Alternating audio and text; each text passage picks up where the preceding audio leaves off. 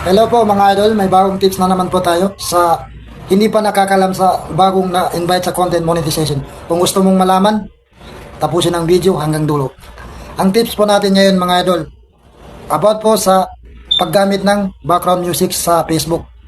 Kung ikaw ay hindi invited sa licensed music mga idol, hindi po kayo pwedeng gumamit tulad niyan. Ang nakasulat dyan, not monetizable.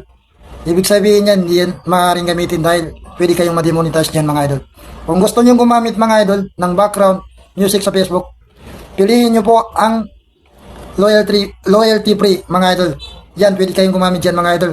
Kasi pag gumamit kayo dyan sa not monetizable, maaari po kayong ma-demonetize sa eligible videos nyo mga idol. Kaya sayang naman yung pinaghirapan natin. Kaya sana po mga idol makatulong itong ating video. Paki-like and share na lang po mga idol. Maraming salamat po para malaman ng mga ibang hindi pa nakakalam na bagong na-invite sa content monetization. Maraming salamat mga idol.